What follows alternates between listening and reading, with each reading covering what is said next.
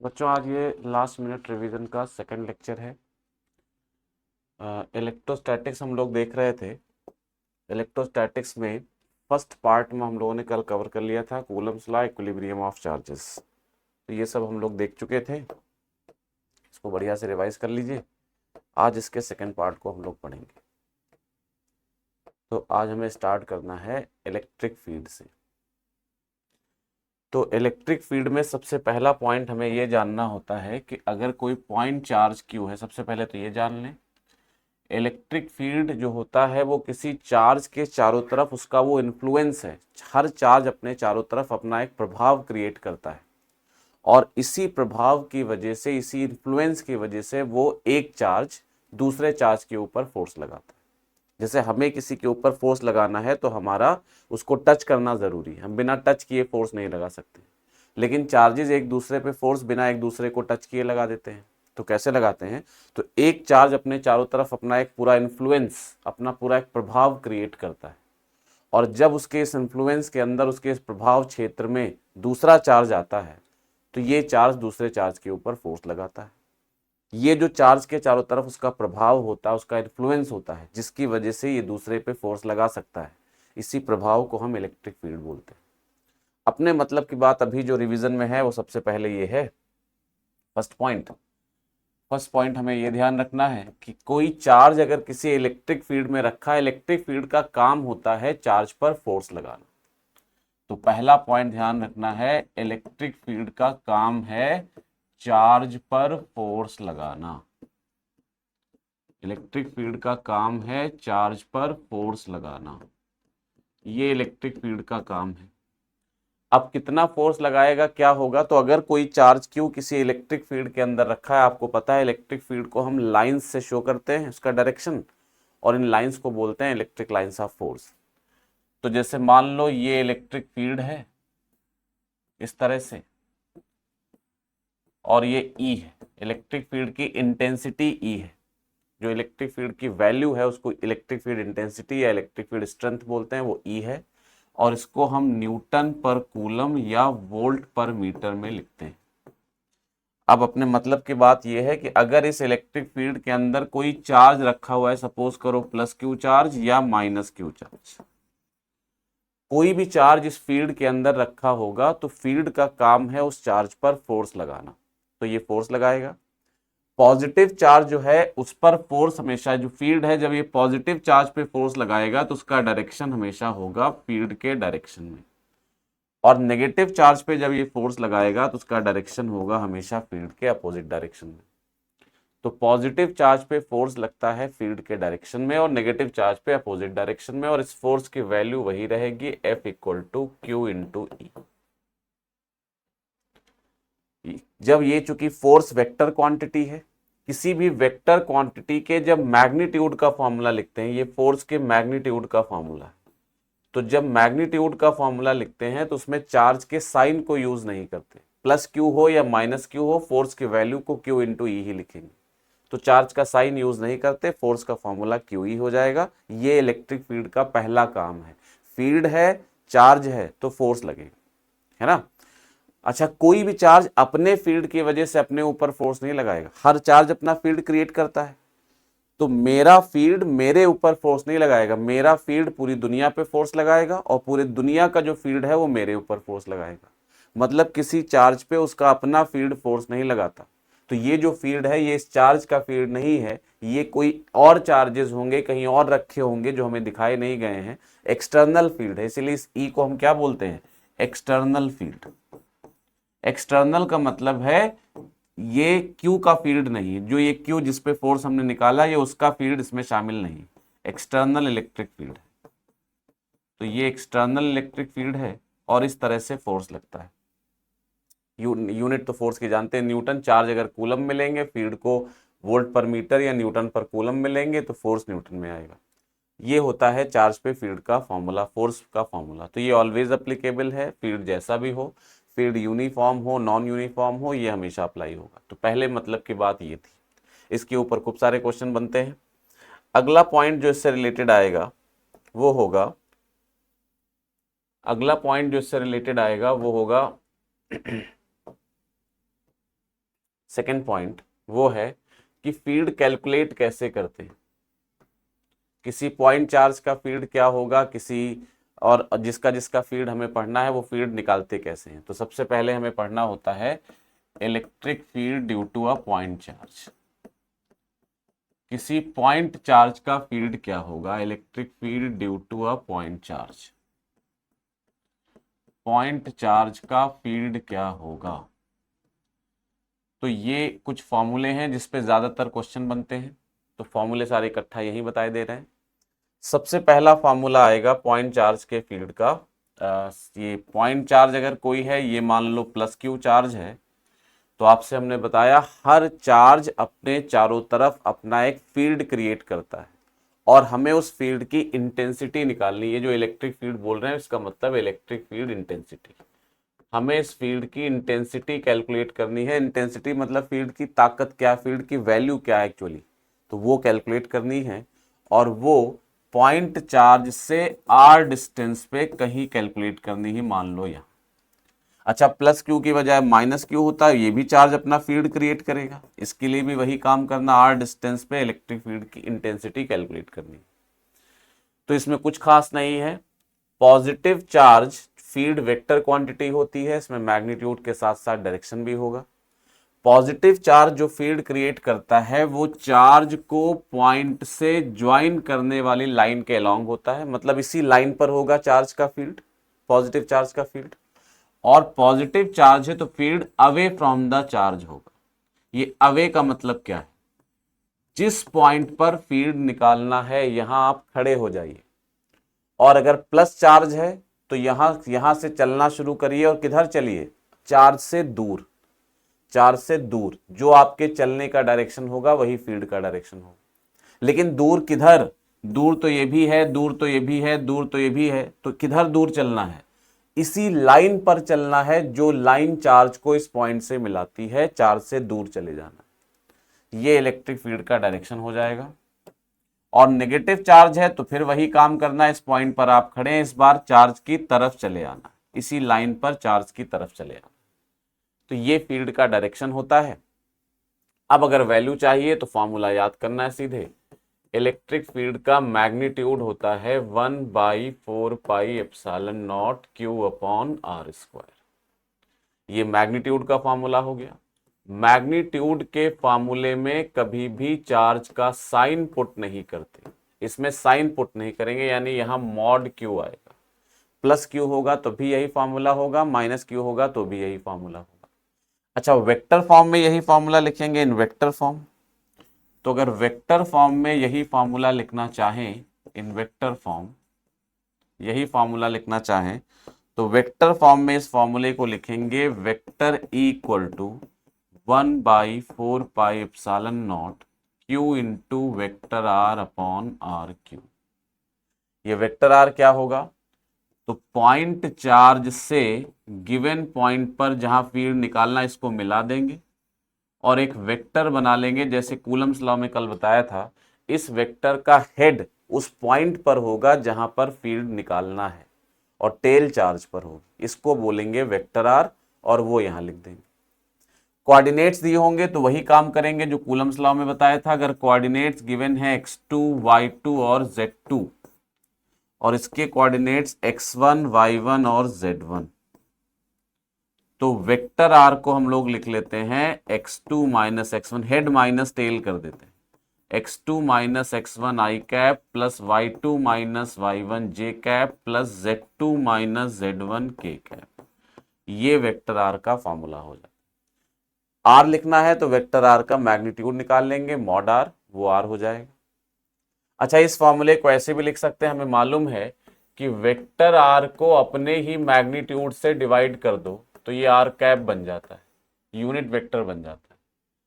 तो ये vector are और एक आर नीचे से ले लें तो ये आर कैप बन जाएगा। तो यही फॉर्मूला हो जाएगा 1/4πε0 Q/r² इंटू आर कैप। ये याद रखना है, ये वेक्टर फॉर्म है, इसके ऊपर न्यूमेरिकल अभी तक नहीं आए लेकिन आ सकते हैं। जनरली इसी के ऊपर न्यूमेरिकल आता है। ये electric field due two point charges का केस हो गया। अच्छा, इस पे सवाल कैसे बनते हैं ये भी याद रखना होगा आपको। जब भी रिवाइज करिए तो क्वेश्चन आप करिए, जैसे इसको रिवीजन करते समय अगर टाइम मिले तो कॉपी से कराए हुए क्वेश्चन ही कर लीजिए। तो इसमें क्या है कि जैसे आता है क्वेश्चन कि इसमें कैसा क्वेश्चन बनेगा सर, तो इसमें बहुत सारे क्वेश्चन बनते हैं वही प्रिंसिपल ऑफ सुपरपोजिशन के। तो वही जो कल आपको हमने बताया था कूलम्स लॉ में, वही बातें सारी यहाँ यूज होंगी। जहां भी वेक्टर्स को जोड़ना है यही नेट फॉर्मूले हैं जो बार बार यूज होंगे, यही फॉर्मूले बार बार यूज होंगे। तो प्रिंसिपल ऑफ सुपरपोजिशन में जब कई सारे इलेक्ट्रिक फील्ड को जोड़ना होगा तो सिंपल फॉर्मूले वही यूज होंगे। एक दो एग्जाम्पल करा के दिखाते हैं, कर देते हैं। जैसे उन्होंने कहा ये एक स्क्वायर है और स्क्वायर के कॉर्नर पे, स्क्वायर की साइड लेंथ ए है और इसके कॉर्नर पे चार्जेस रखे हैं। मान लो यहाँ प्लस क्यू रखा है, यहाँ माइनस क्यू रखा है और यहाँ प्लस क्यू रखा है, साइड लेंथ है। कह रहे हैं इस पॉइंट पी पर नेट फील्ड का डायरेक्शन, नेट फील्ड बता दीजिए। चौथे कॉर्नर पे नेट फील्ड बता दीजिए। तो इस चौथे कॉर्नर पे नेट फील्ड बताना है, तो निकालना क्या है, find net electric field at point P, net electric field at fourth corner. Vectors को जोड़ने के लिए हम लोग क्या करते हैं, ये कल वाली क्लास में आप जो पिछला लेक्चर है इसका पार्ट 1 उसमें देख सकते हैं। एट द फोर्थ कॉर्नर उसमें हमने दिखाया। अब एक एग्जाम्पल बता देते हैं जिससे आपको ये चीजें क्लियर हो जाएं, समझ आ जाए करना कैसे होता है। तो देखो कैसे करेंगे, यहाँ 3 चार्जेस हैं तो तीनों का फील्ड यहाँ लिखेंगे। तीनों अपना अपना इंडिविजुअल फील्ड यहाँ क्रिएट करेंगे, तीनों का फील्ड यहाँ लिखेंगे। प्लस क्यू का फील्ड है तो away from the charge, minus Q का फील्ड है तो टुवर्ड्स द चार्ज। जितने चार्ज है, मान लो सेंटर पे भी रखा होता, कहीं और भी रखा होता, हर चार्ज के फील्ड को लिखेंगे, डायरेक्शन दिखाएंगे। तो लिखते हैं। तो जैसे यहाँ प्लस क्यू चार्ज का फील्ड, इस वाले प्लस क्यू का चार्ज का फील्ड इसी लाइन पर होगा और अवे फ्रॉम द चार्ज होगा। इसको ई मान लिया, कोई नाम दे दिया ई। तो ई की वैल्यू लिख देंगे। ई की वैल्यू क्या होगी लिख लेते हैं। ई होगा पॉइंट चार्ज का फील्ड है 1/4πε0 क्यू बाई, और डिस्टेंस यहां से यहां तक आपको पता है ए, तो ए स्क्वायर, ये ई हो गया। ऐसे करके ये लिख सकते हैं। दूसरे चार्ज का फील्ड लिखें, इस वाले प्लस क्यू का। इस प्लस क्यू का यहां से डिस्टेंस ए है, ये भी चार्ज प्लस क्यू है, इसका फील्ड भी इसी लाइन पर होगा लेकिन अवे फ्रॉम द चार्ज होगा। अब इसका नाम क्या लिखें, तो दो फील्डों के नाम हम सेम तब लिखेंगे जब दोनों का वैल्यू सेम हो। तो देखो जो इस प्लस क्यू के लिए वैल्यू होगी 1/4πε0 क्यू बाई ए स्क्वायर, वही इस प्लस क्यू के लिए वैल्यू होगी 1/4πε0 क्यू बाई ए स्क्वायर। अगर फॉर्मूला सेम आ रहा है तो इलेक्ट्रिक फील्ड सेम होगा, तो नाम सेम होगा, तो इसका नाम भी ई हो गया। अच्छा, ये जो माइनस चार्ज है इसकी डिस्टेंस देखोगे तो यहां से ये डायगोनल के बराबर होगी, और डायगोनल तो a√2 होता है। चार्ज का मैग्नीट्यूड तो उतना ही है जितना ये दोनों थे, लेकिन यहां पर डिस्टेंस बदल गई। माइनस होने से तो केवल डायरेक्शन बदलेगी, तो माइनस की वजह से दिक्कत नहीं है, लेकिन डिस्टेंस बदल गई, और डिस्टेंस बदलने की वजह से फील्ड की वैल्यू भी बदल जाएगी, और वैल्यू बदलेगी तो नाम ई न रख के बदल देंगे, ई डैश कर दिया, ई डैश।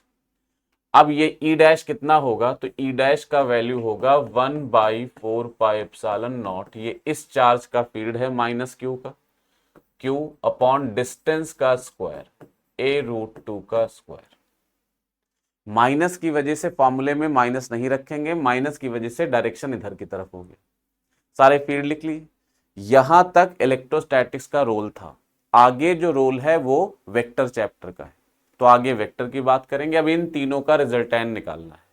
अगर आपको याद हो तो हमने बताया था कि जब कभी कल वाली क्लास में बताया था, नहीं देखा है तो एक बार देख लो, कल वाली क्लास में समझाया था कि अगर 3 वेक्टर्स अपने पास हैं, ये केस बहुत यूज होता है आपके नीट के पेपर में, 3 वेक्टर्स हैं एफ, एफ और एफ डैश,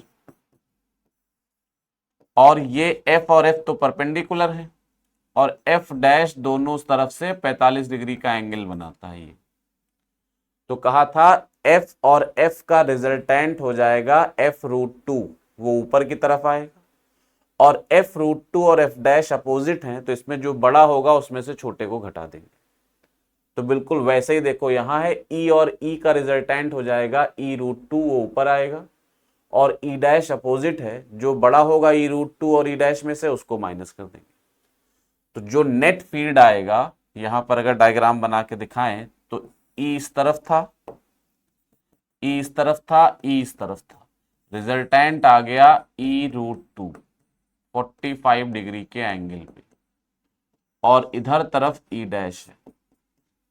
ई डैश की वैल्यू तो आपको पता है, और ये E√2 है। E√2 में देखो ई डैश वैसे ही छोटा है, ई डैश छोटा है क्योंकि इसमें नीचे A√2 लिखा है।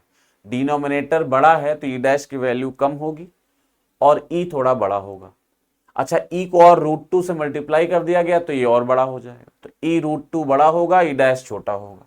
तो जो नेट फील्ड आएगा ई नेट वो हो जाएगा E√2 माइनस ई डैश।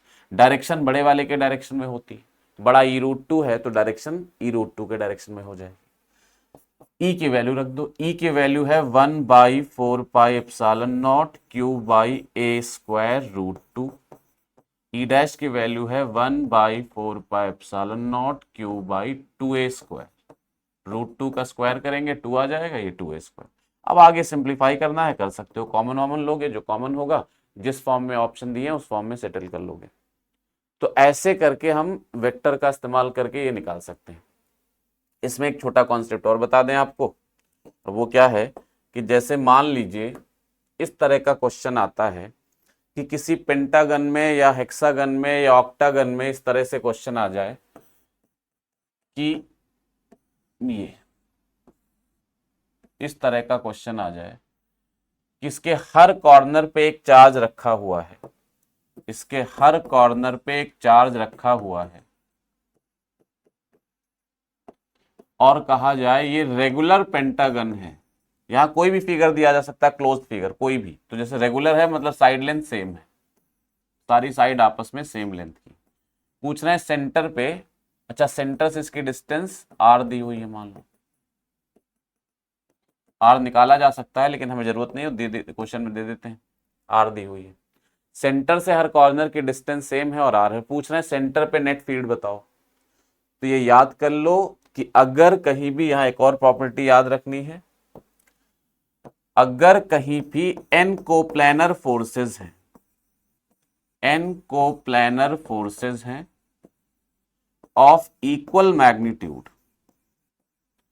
n कोप्लैनर फोर्सेस हैं ऑफ इक्वल मैग्नीट्यूड, और एडजेसेंट फोर्सेस वेक्टर्स हैं, बल्कि लिखना चाहिए n कोप्लैनर वेक्टर्स हैं, वेक्टर्स हैं of equal magnitude, and adjacent vectors के बीच का, अगल बगल के वेक्टर्स के बीच का एंगल, एडजेसेंट वेक्टर्स के बीच का angle 2π/n radian, 2π/n radian या 360/n डिग्री हो है, तो इन सबका रिजल्टेंट 0 होगा, इन सबका रिजल्टेंट 0 होता है। यहां n की कोई भी वैल्यू हो सकती है, 2 force, 3 force, 4 vector, 5 vector, 50 vector, 500 vector, even number में हो, ऑड नंबर, एक से छोड़कर एक, भाई एक ही वेक्टर होगा तो रिजल्टेंट का कोई मतलब ही नहीं, तो एक से ज्यादा कितने भी वेक्टर हो इन सबका रिजल्टेंट यहां पर 0 होगा। तो जब कभी ऐसा क्वेश्चन आएगा, जैसे यहां 5 चार्जेस रखे हैं, मान लेते हैं चार्जेस बजाय प्लस के माइनस हैं, और आसान और अच्छा क्वेश्चन बन जाएगा, माइनस चार्जेस हैं, तो जैसे 5 चार्जेस यहां रखे हुए हैं इस तरह से, माइनस है मान लीजिए, ये -q -q -q -q -q। Centre पे नेट फील्ड पूछें तो आंसर तो आपको याद ही होता है, 0 होता है। एक बार याद दिला दें, समझा दें 0 कैसे होता है।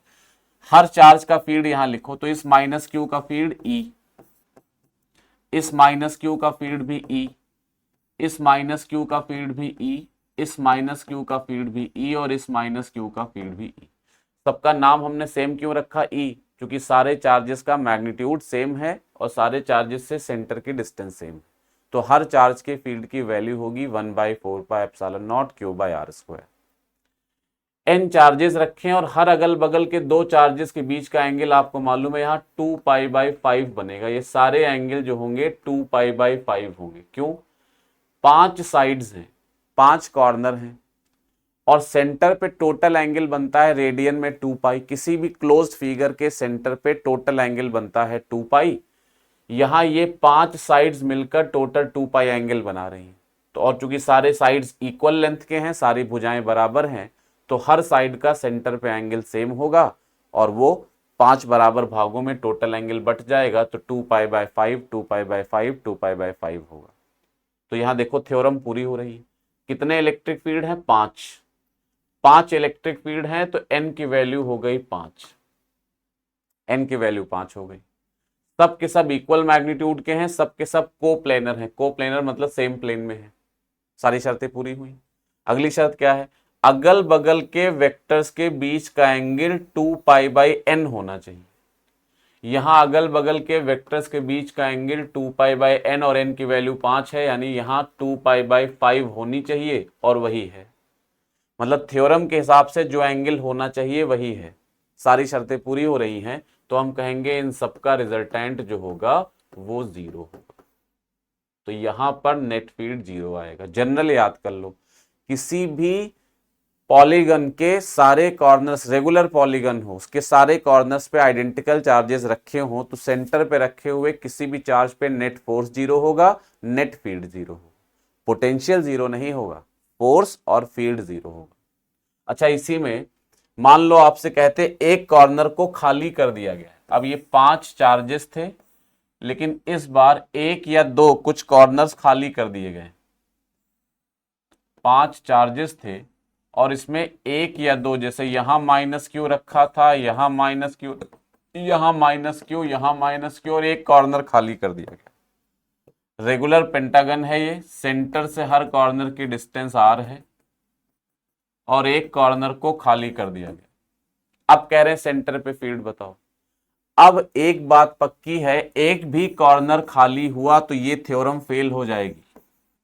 सेंटर पे फील्ड 0 नहीं होगा, ये थ्योरम फेल हो जाएगी। क्यों फेल हो जाएगी?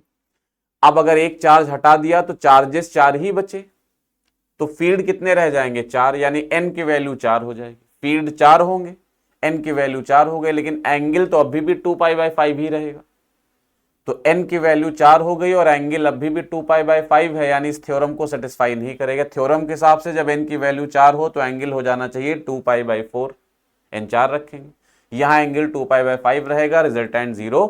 ये थ्योरम फेल हो जाएगी, रिजल्टेंट 0 नहीं आएगा। तो सीधे याद कर लो एग्जाम के टाइम पर कि अगर सारे कॉर्नर भरे हुए नहीं हैं तो नेट फील्ड 0 नहीं होगा। अब क्या करें? तो अब इसका तरीका यह है कि देखो, अगर एक तरीका यह है कि अलग अलग चार्ज का फील्ड लिखें और रिजल्टेंट निकाल लें, बहुत लंबा और मुश्किल तरीका होगा। तो फिर क्या करें? इसके लिए करते ये हैं कि देखो, जो कॉर्नर खाली है, खाली का मतलब यही तो है कि यहां कोई चार्ज नहीं है, ठीक है ना, नेट चार्ज 0 है। तो इसको हम ऐसे भी कह सकते हैं कि जितना एक माइनस रख दिया और साथ में एक प्लस रख दिया इसी कॉर्नर। बताओ, खाली का मतलब यही तो हुआ, जो कॉर्नर खाली है वहां नेट चार्ज 0 है। तो जब जब नेट चार्ज 0 है तो यहां जितना माइनस उतना प्लस ला के रख दिया बगल में। जब माइनस और प्लस दोनों रख दिया तो टोटल चार्ज अब भी 0 है। तो जो क्वेश्चन चाहता था, क्वेश्चन की मर्जी पूरी हो गई कि यहां कॉर्नर खाली रहेगा, खाली है, टोटल चार्ज 0 है। अपना क्या फायदा हुआ? अगर थोड़ी देर के लिए इस प्लस क्यू को इग्नोर कर दें तो केवल माइनस क्यू को देखें, तो 5 कॉर्नर हैं, 5 माइनस क्यू हैं, सारे कॉर्नर भरे हुए हैं और सारे चार्ज आइडेंटिकल हैं। तो इन पांचों माइनस क्यू का जो फील्ड होगा वो सेंटर पे कितना हो जाएगा? 0। तो पांचों माइनस क्यू का फील्ड सेंटर पे 0 हो जाएगा। तो सिर्फ इस प्लस क्यू का फील्ड बच जाएगा, बाकी सबका 0 हो जाएगा। तो जो प्लस क्यू का फील्ड होगा वही सेंटर पे नेट फील्ड होगा। और इस प्लस क्यू का फील्ड आपको मालूम है अवे फ्रॉम द चार्ज इस तरफ को होगा E, और इस E नेट की जो वैल्यू है, नेट फील्ड जो होगा सेंटर पे, वो E के बराबर होगा और E हो जाएगा 1/4 pi epsilon not Q by R²। अगर दो कॉर्नर खाली किए हुए तो दोनों पे ऐसे लिख लेते, दोनों चार्जेस का फील्ड लिखते, रिजल्टेंट निकाल लेते। तो समझ आ गया ना क्या बताया? माइनस क्यू चार्जेस एक साथ देखो, प्लस क्यू को थोड़ी देर के लिए इग्नोर करो, सारे माइनस क्यू को देखो, तो टोटल माइनस क्यू लेंगे तो देखो वो क्वेश्चन रिपीट हो गया। 5 कॉर्नर हैं, पांचों भरे हुए हैं, तो सेंटर पे नेट फील्ड इन पांचों की वजह से कितना होगा? 0। तो सारे माइनस क्यू तो आपस में रिजल्टेंट 0 कर गए, बच क्या गया? Plus Q. तो बस उसी का फील्ड आ जाएगा, तो प्लस क्यू का फील्ड लिख दिया, डायरेक्शन वैल्यू सब पता चल जाएगी। तो इस तरह के कॉन्सेप्ट के क्वेश्चन बन सकते हैं। जरूरी नहीं पेंटागन दें, वो पेंटागन ऑड नंबर का फिगर देंगे। जैसे हेक्सागन देंगे तो ये कॉन्सेप्ट आपको नहीं भी दिमाग में है तब भी अपोजिट अपोजिट होकर कैंसिल हो जाएंगे फील्ड। तो ऐसा फिगर देंगे जैसे जिसमें थोड़ा सा कॉम्प्लिकेशन रहे, जैसे पेंटागन का फिगर, हेक्सागन होता तो ऐसे ही आसान हो जाता। तो खैर ये पार्ट हो गया। तो ये हो गया इलेक्ट्रिक फील्ड की बातचीत कि इलेक्ट्रिक फील्ड में क्या क्या होता है। तो ये पॉइंट चार्ज का फील्ड लिखा और उसका तरीका बताया कैसे सुपरपोजिशन होता है। अगला पार्ट आएगा पॉइंट चार्ज के बाद इसमें किसका किसका फील्ड पढ़ना होता है। तो अगला पॉइंट है पॉइंट चार्ज के बाद आर्क का फील्ड। आर्क, आर्क जो होता है वो इस तरह से सर्किल का एक टुकड़ा, इसको आर्क बोलते हैं। आर्क आपके एनसीईआरटी में कहीं लिखा नहीं है, लेकिन एक बार जब नीट का बहुत पहले पेपर होता था एग्जाम एआईपीएमटी के नाम से, तो आर्क के फॉर्मूले का एक बार यूज हुआ है, इसलिए फॉर्मूला बता देते हैं। बाकी इसकी ज्यादा अब सिलेबस में लिखा नहीं है और है नहीं सिलेबस में ये। तो ये एक आर्क है और इस पे मान लो चार्ज डिस्ट्रीब्यूटेड है, रिंग का एक टुकड़ा है और इस पर चार्ज डिस्ट्रीब्यूटेड है। इसका रेडियस आर है और ये अपने सेंटर पे अल्फा एंगल बनाता है। पूछ रहा है इस आर्क की वजह से इसके सेंटर पे, ये इसका सेंटर ओ है, आर्क की वजह से इसके सेंटर पे फील्ड का फॉर्मूला क्या होगा, कितना फील्ड होगा, ये पूछा जा रहा है। आसान है लेकिन फिर भी एक बार ध्यान से समझ लो। सिलेबस में नहीं है, बहुत परेशान नहीं होना है, लेकिन चूंकि एक बार क्वेश्चन आ चुका है तो इसलिए छोड़ नहीं सकते। आप क्या करो, जब भी किसी आर्क का फील्ड लिखना हो, आर्क को दो बराबर भागों में डिवाइड कर दो। जैसे अल्फा एंगल था तो ऊपर का एंगल हो गया अल्फा बाई 2 और नीचे का एंगल भी हो गया अल्फा बाई 2, दो बराबर भागों में डिवाइड कर दो। ये लाइन बना दो, इसी लाइन को हम बोलेंगे line of symmetry of arc, इसको लाइन ऑफ सिमिट्री बोलेंगे। ये बना देंगे। जो इलेक्ट्रिक फील्ड सेंटर पे होगा वो इसी लाइन ऑफ सिमिट्री के अलोंग होगा, इसी लाइन पर होगा, ये ध्यान रखना। पॉजिटिव चार्ज है तो आपको पता है पॉजिटिव चार्ज से फील्ड हमेशा दूर भागता है, तो अवे फ्रॉम द आर्क हो जाएगा, यानी बाहर की तरफ फील्ड होगा। नेगेटिव चार्ज होता तो फील्ड अंदर की तरफ होता। तो चूंकि यहां पॉजिटिव चार्ज है तो फील्ड बाहर की तरफ होगा और ऐसे कुछ फील्ड का डायरेक्शन आएगा, ये फील्ड का डायरेक्शन हो जाएगा। नेगेटिव चार्ज होता तो यही एरो अंदर की तरफ बना होता। अब वैल्यू क्या होगी याद करो, इसकी वैल्यू होती है ई की 1/4 pi epsilon naught q by r square. इतना तो वही है जो पॉइंट चार्ज का फॉर्मूला होता है। साथ में यहां आ जाएगा sine alpha by 2 upon alpha by 2। ये जो अपॉन में अल्फा बाई 2 लिखा, देखो ऊपर वाला अल्फा बाई 2 तो साइन के अंदर है, उसमें तो हम कुछ कर नहीं सकते हैं। नीचे जो अल्फा बाई 2 लिखा, इसका 2 ऊपर जा सकता है, तो हमने लिखा इसलिए ऊपर नहीं क्योंकि सिमेट्रिकल है, याद करने में आसानी रहेगी। जब क्वेश्चन आए एग्जाम में आए तो इस नीचे वाले 2 को ऊपर भेज दो, है ना। तो ये फॉर्मूला हो जाता है इलेक्ट्रिक फील्ड का। इस तरह से आप फॉर्मूला समझ सकते हैं, ये आपको याद रखना है। वैसे एक ही बार यूज हुआ। अच्छा अल्फा क्या है, अच्छा एक और बात पहले समझ लो, क्यू जो है चार्ज क्यू, अगर इस पे डेंसिटी लैम्डा है, कल बताया था लीनियर चार्ज डेंसिटी के विषय में, तो लैम्डा में और क्यू में रिलेशन होगा lambda equal to total charge upon total length, q by r alpha. Alpha को यहां रेडियन में लिखेंगे। जब भी कोई एंगल बिना साइन कॉस टैन के आए तो उसको रेडियन में ही लिखेंगे फिजिक्स में। यहां से क्यू की जगह हम लिख सकते हैं लैम्डा इंटू आर अल्फा। हर चीज यहां याद करने से कंफ्यूजन होगा, भूल जाओगे, तो इसको याद ऐसे करो, एक फॉर्मूला याद कर लिया। अब मान लो पेपर में क्वेश्चन आया, आपके नीट के पेपर में बहुत कॉन्सेप्चुअल, बहुत हाई फाई क्वेश्चन तो पूछते नहीं है, ठीक है ना। जो जिसको बोला जाता है कि पेपर बहुत अच्छा आया है, कठिन आया, उसमें भी क्वेश्चन नॉर्मली तो होते हैं। तो उसमें अब जैसे क्वेश्चन पूछेंगे तो सीधा फॉर्मूला ही पूछ लिया, और फॉर्मूले में आपको क्यू के फॉर्म में याद है, उन्होंने लैम्डा के फॉर्म में फॉर्मूला पूछ लिया, ऑप्शन लैम्डा के फॉर्म में दिए। लैम्डा क्या है, लीनियर चार्ज डेंसिटी। लैम्डा क्या है, लीनियर चार्ज डेंसिटी। कल ये सब बता चुके हैं आपको, लीनियर चार्ज डेंसिटी। जिन्होंने पुराना वीडियो नहीं देखा वो देख लें। तो ये जो है, अब यहां से क्यू की जगह हम क्या लिख सकते हैं, लैम्डा आर अल्फा, ये रख दोगे तो फॉर्मूला लैम्डा के फॉर्म में आ जाएगा। हम लिख नहीं रहे हैं क्योंकि आप एग्जाम में जरूरत पड़े कन्वर्ट कर लो, हर चीज लिख के याद नहीं कर सकते यहाँ पर, तो ये कर लोगे। अच्छा अल्फा क्या होता है, अल्फा है आर्क के द्वारा सेंटर पे बनने वाला एंगल।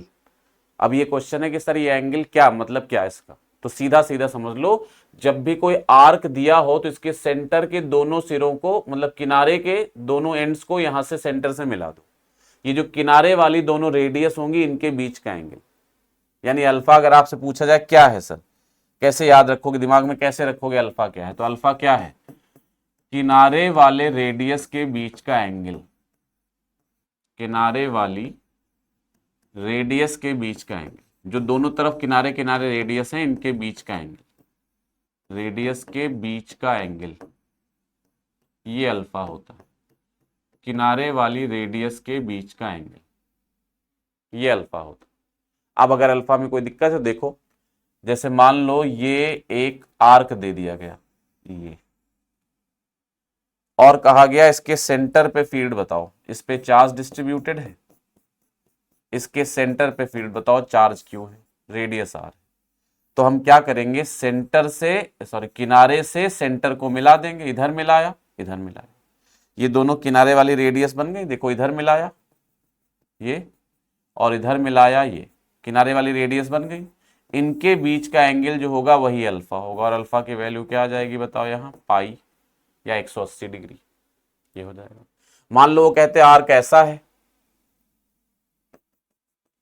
ऐसा आर्क है, इस तरह का आर्क है, इस पे चार्ज डिस्ट्रीब्यूटेड है, सेंटर पे फील्ड का डायरेक्शन बताना है और फील्ड की वैल्यू बतानी है। तो सिंपल है, ये प्लस क्यू चार्ज है, ये एक किनारे की रेडियस ये हो गई और एक किनारे की रेडियस ये हो गई, इनके बीच का एंगल जो होगा वही अल्फा होगा, और वो कितना दिख रहा है, पाई/2।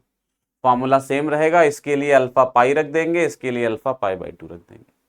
डायरेक्शन क्या होगी, तो डायरेक्शन आपको पता है हमेशा लाइन ऑफ सिमेट्री के अलोंग होती है, तो जैसे इसमें लाइन ऑफ सिमेट्री ये है बिल्कुल बीचों बीच वाली लाइन, तो इसमें फील्ड इस डायरेक्शन में होगा, इसमें दो बराबर भागों में बांटने वाली लाइन ये होगी, इसमें फील्ड इस डायरेक्शन में।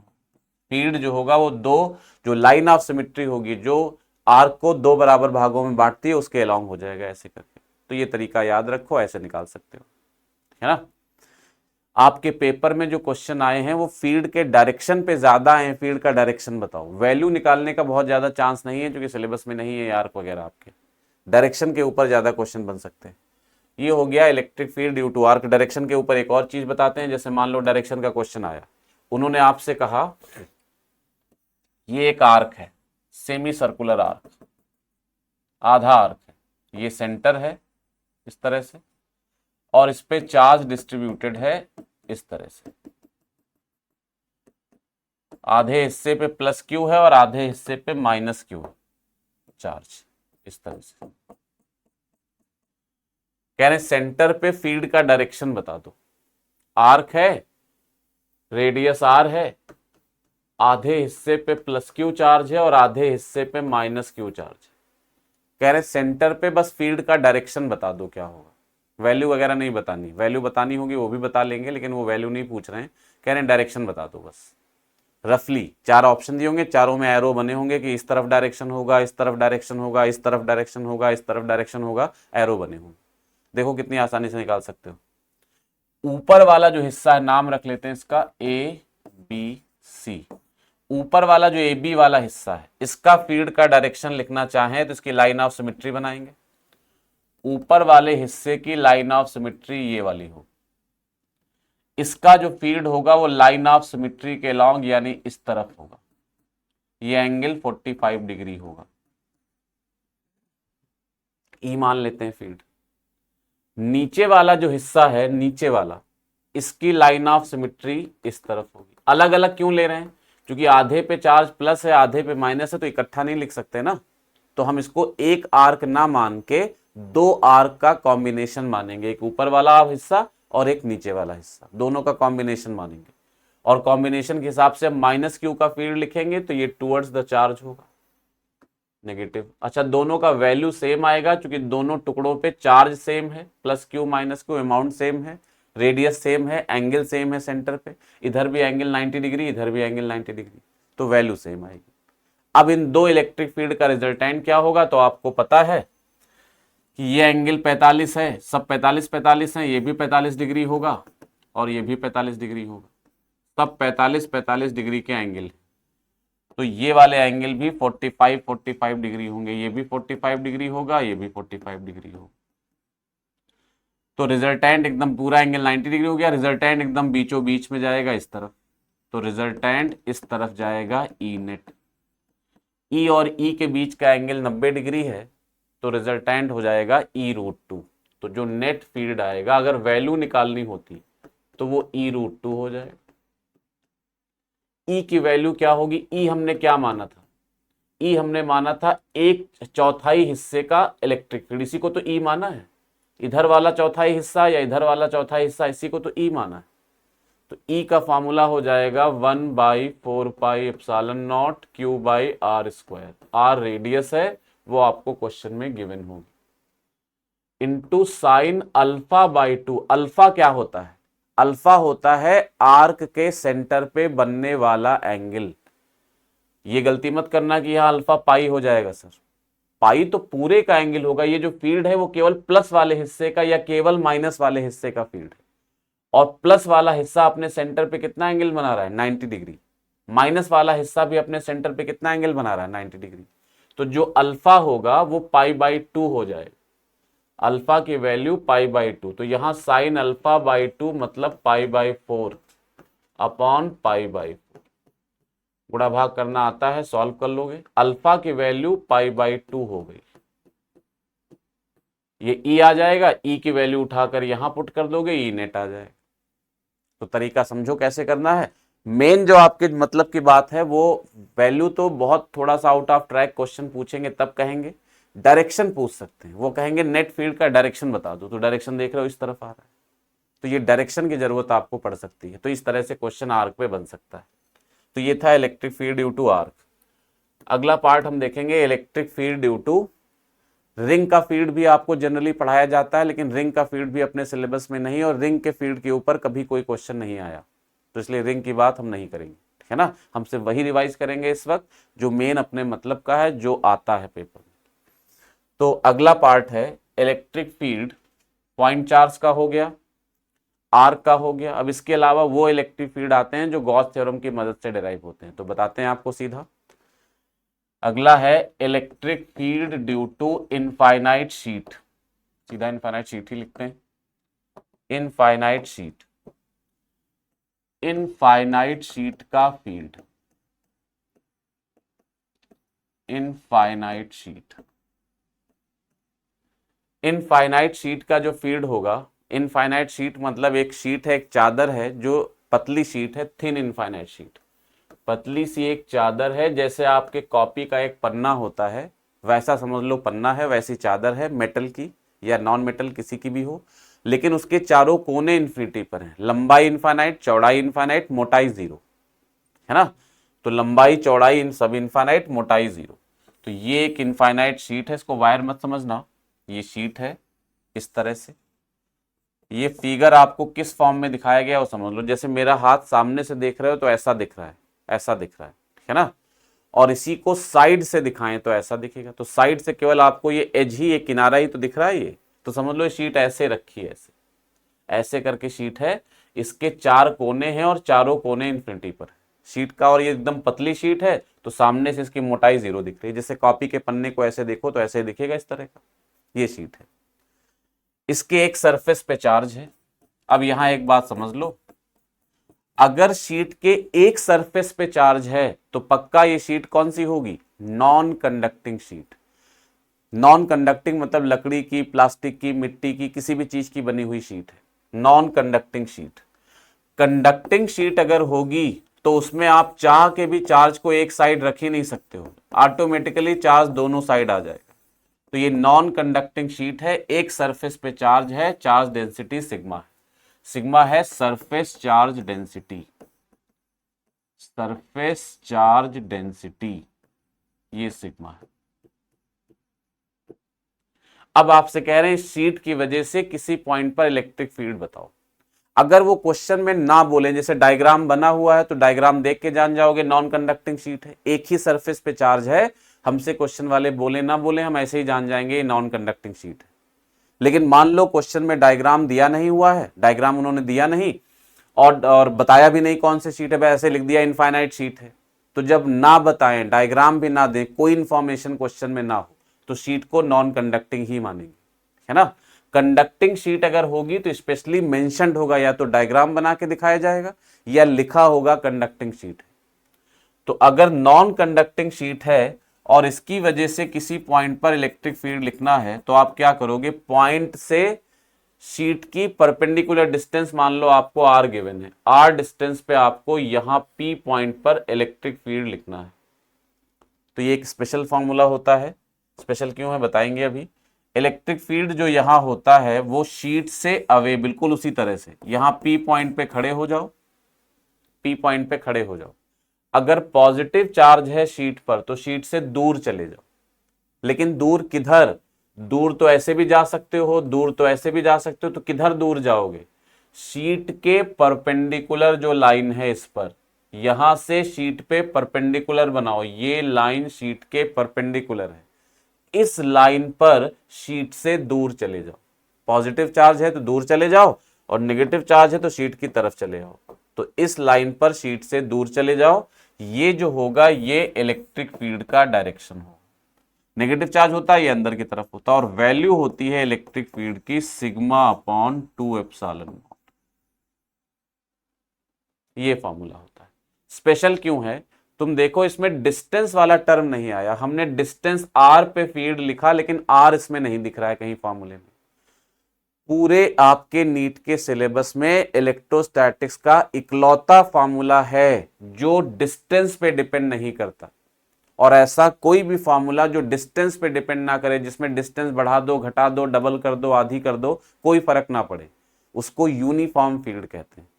तो इनफाइनाइट शीट इकलौता ऐसा आपके सिलेबस का ये सिस्टम है जिसका इलेक्ट्रिक फील्ड यूनिफॉर्म होता है, यानी फील्ड चाहे यहां लिखो, चाहे यहां लिखो, चाहे यहां लिखो, चाहे और पास में आ जाओ, चाहे और दूर चले जाओ, फील्ड की वैल्यू पे कोई असर नहीं पड़ेगा, वो सिग्मा अपॉन 2 एप्सिलॉन नॉट ही होगी।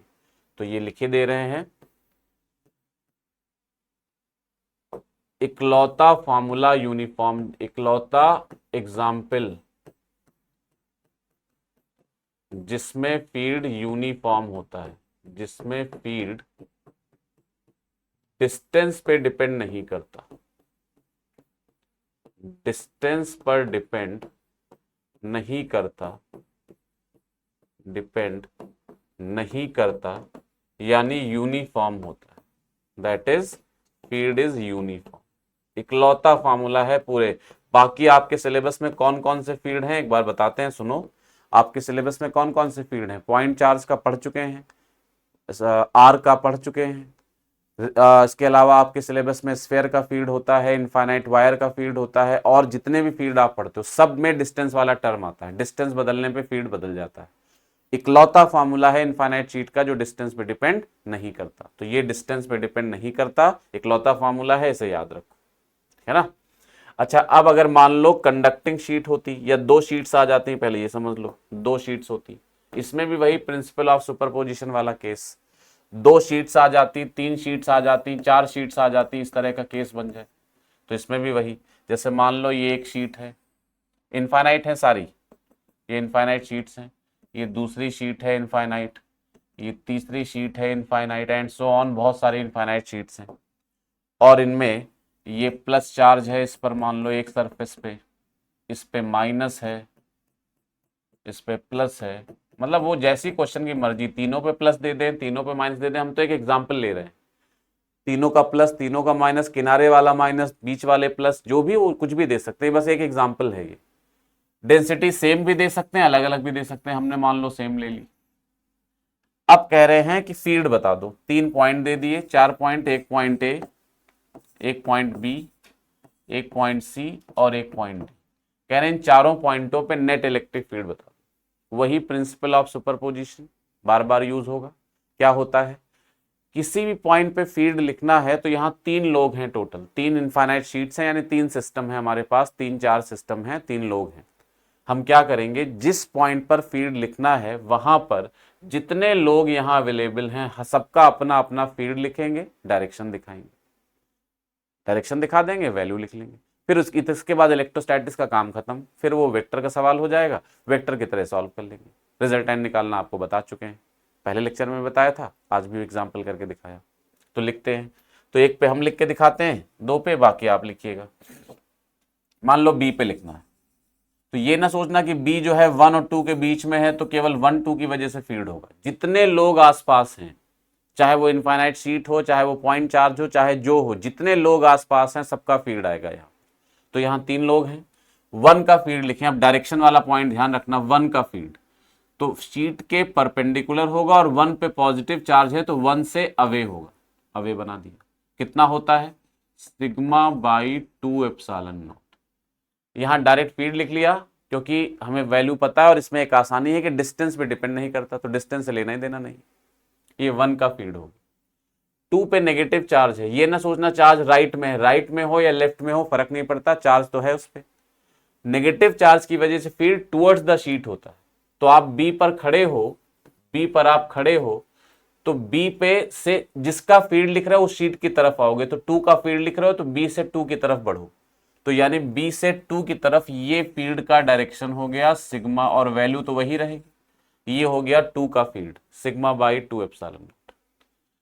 तीसरे पे फिर प्लस चार्ज है, प्लस चार्ज की वजह से फील्ड लिखेंगे। एक बात ध्यान रखना, जैसे 3 लोग हैं यहाँ 1 2 3, तो जब 1 का फील्ड लिख रहे हो तो मानोगे 2 और 3 है ही नहीं। जब 2 का फील्ड लिख रहे हो तो मानोगे 1 और 3 है ही नहीं। जब 3 का फील्ड लिख रहे हो तो 1 और 2 को इग्नोर करो, 1 2 है ही नहीं। अब केवल 3 है और ये पॉइंट है। अब इस पॉइंट पर 3 की वजह से फील्ड लिखना, पॉजिटिव चार्ज है तो यहां खड़े होंगे और शीट से दूर चले जाएंगे। कौन से शीट से, जिसका फील्ड लिख रहे हैं। 3 का फील्ड लिख रहे हैं तो 3 से दूर, समझ लो ये 3 वाली शीट है, प्लस चार्ज है और यहां फील्ड लिखना है तो 3 से दूर ऐसे चले जाएंगे। तो ये फील्ड का फॉर्मूला हो जाएगा। तो यहां फील्ड लिखेंगे तो 3 से दूर, 3 से दूर इधर हो जाएगा और ये होगा सिग्मा बाई 2 एप्सिलॉन नॉट, ऐसे करके लिख देंगे। अब रिजल्टेंट निकालना है। ये एक सिग्मा बाई 2 एप्सिलॉन नॉट आगे वाला, एक सिग्मा बाई 2 एप्सिलॉन नॉट पीछे वाला कैंसिल आउट हो जाएंगे। तो एक सिग्मा बाई 2 एप्सिलॉन नॉट ये और एक सिग्मा बाई 2 एप्सिलॉन नॉट ये कैंसिल हो गया। आगे की तरफ एक बच गया, वही नेट फील्ड हो जाएगा।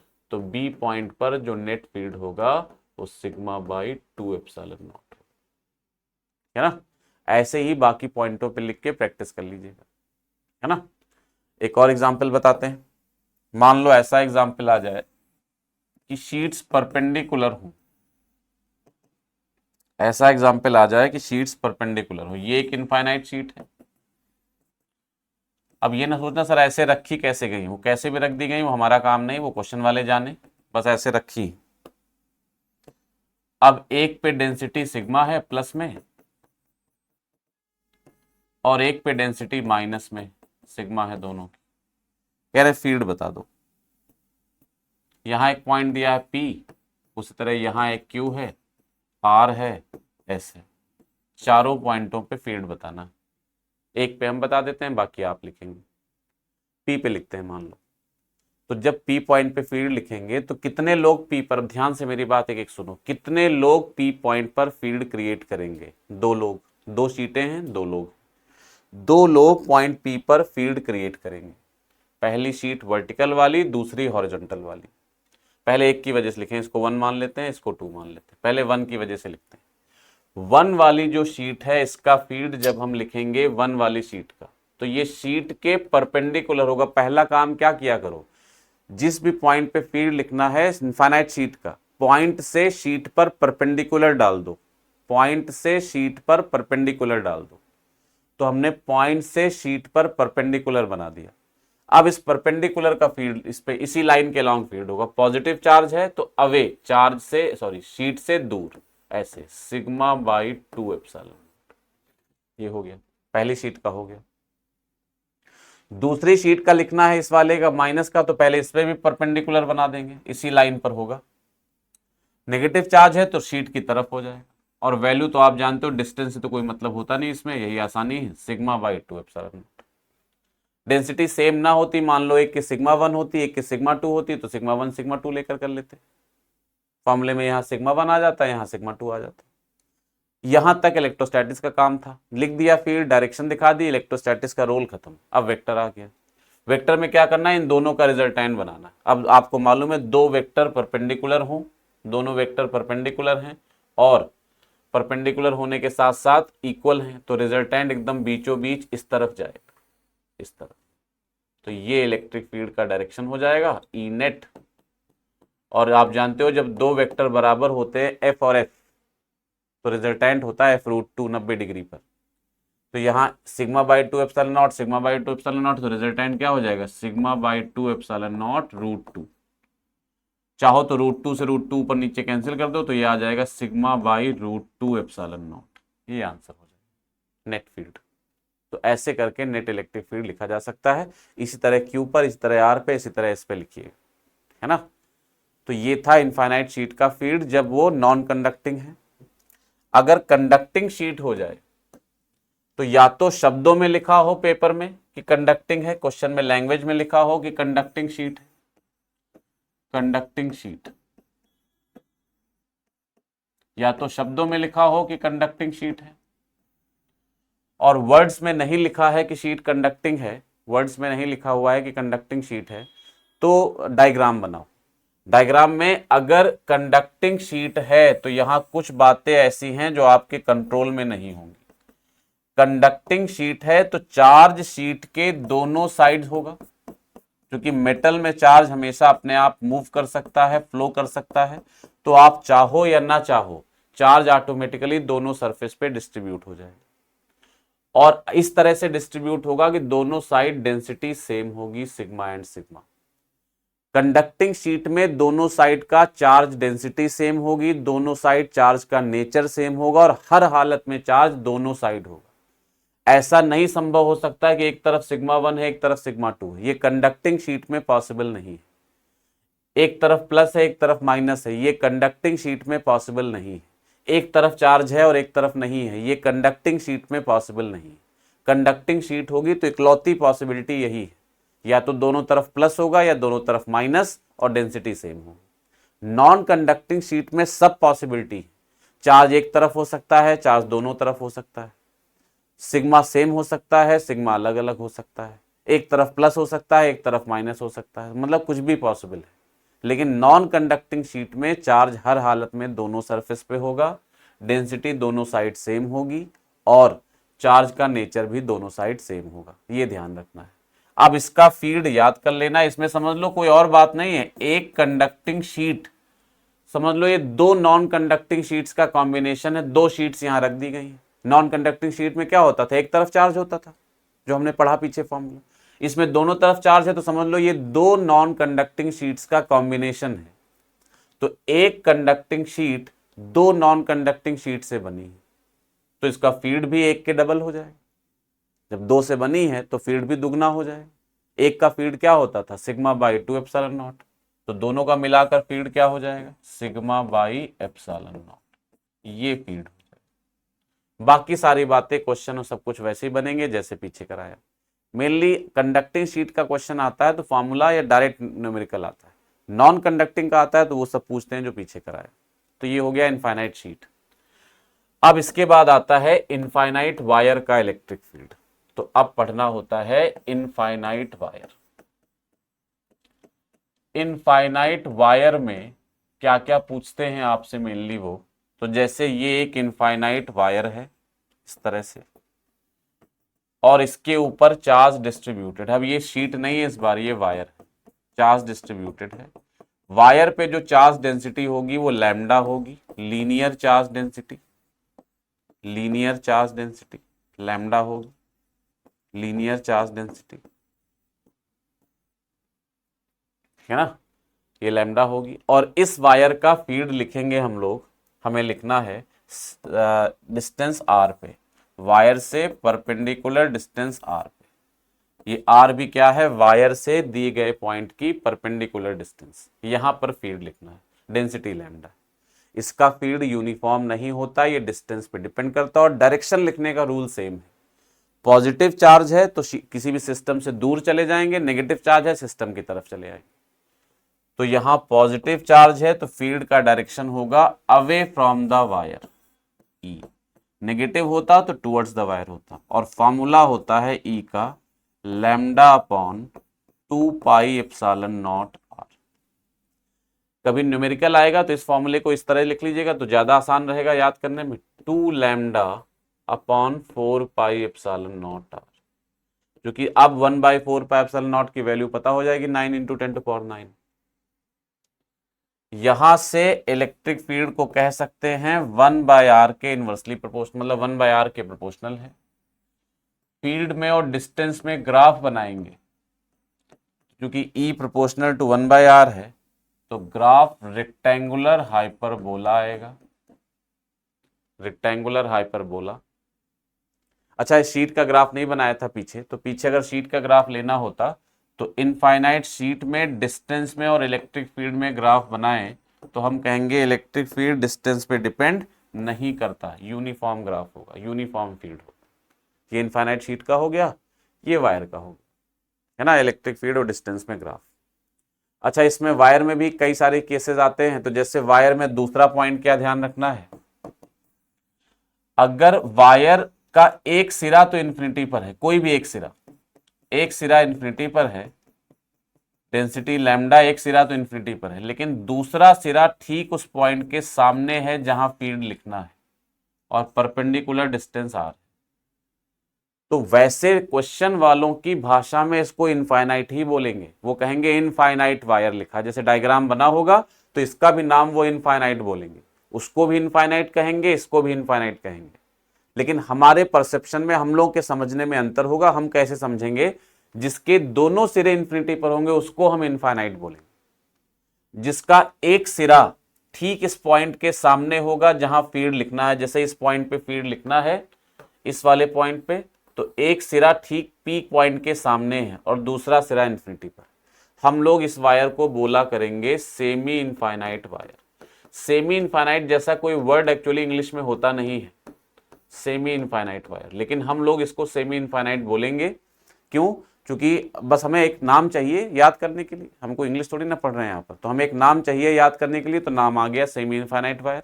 सेमी इनफाइनाइट किसको बोलेंगे, जिसका एक सिरा इन्फिनिटी पर हो, ये वाला, और एक सिरा ठीक इस पॉइंट के सामने हो। चाहे ऊपर वाला सिरा पी के सामने होता, नीचे वाला सिरा इन्फिनिटी पर होता, तब भी सेमी इनफाइनाइट वायर होता, ये ध्यान रखिएगा। इसका जो फील्ड होगा वो वायर के परपेंडिकुलर उसी तरह से होगा और फॉर्मूला होगा lambda upon 4 pi epsilon naught r. आधा होता है, इसके आधा फील्ड होता है, इसका λ/2 पाई एप्सिलॉन नॉट आर था, उसका 4 pi epsilon naught r. Graph ऐसे ही बनेगा, है ना। अच्छा, सेमी इनफाइनाइट में कंफ्यूज मत करिएगा। अगर वायर ऐसा है, ऐसा वायर है, इस तरह का वायर है, मान लो इस तरह का, और एक सिरा इन्फिनिटी पर है, चार्ज इस तरह से डिस्ट्रीब्यूटेड है और पॉइंट यहां है, अब ये सेमी इनफाइनाइट नहीं है, नॉट सेमी इनफाइनाइट। अब ये सेमी इनफाइनाइट नहीं, अब ना ये इनफाइनाइट की कैटेगरी में हम रखेंगे और ना सेमी इनफाइनाइट। अब ना तो ये इनफाइनाइट है और ना ही सेमी इनफाइनाइट है, अब ये कोई भी नहीं है, neither infinite nor semi infinite, अब ये कुछ नहीं। इसका फॉर्मूला निकालने के लिए हमें डेराइव करके फॉर्मूला आता है, बहुत लोगों को पता भी होता है, किताबों में लिखा है जगह जगह, लेकिन अपने पेपर में इसका यूज नहीं होता, तो ये अपने काम का नहीं, इसको छोड़ेंगे।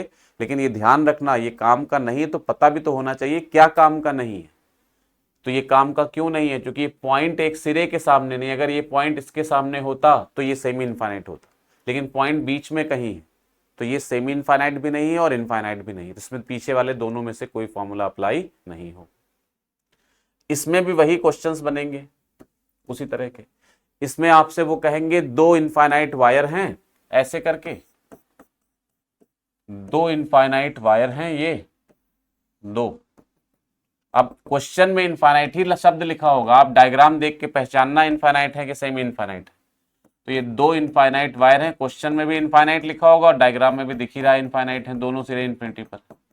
एक पे डेंसिटी लैम्डा है, दूसरे पे भी लैम्डा है, या एक का चार्ज प्लस ले लेते हैं और एक का माइनस ले लेते हैं। डेंसिटी मान लो लैम्डा लैम्डा है, कह रहे हैं फील्ड बता दो।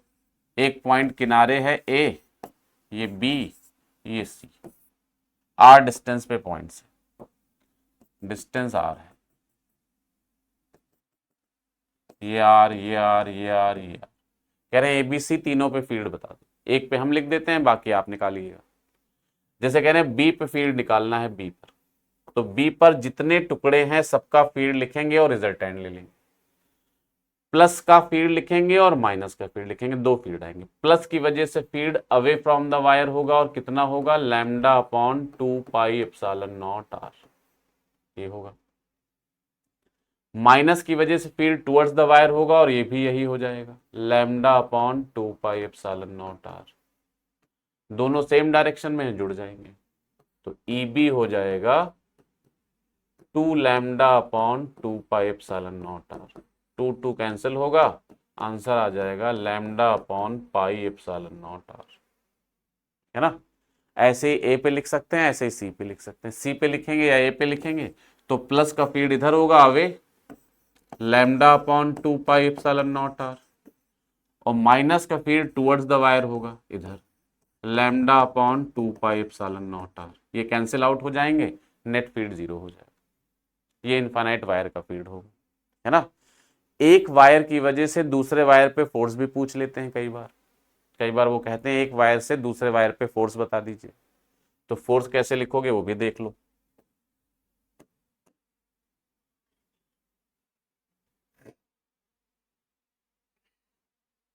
इसमें कुछ गलती हो गई ना, डिस्टेंस, हाँ डिस्टेंस में गलती हो गई, ये गड़बड़ हो गया, इसमें ध्यान देना है।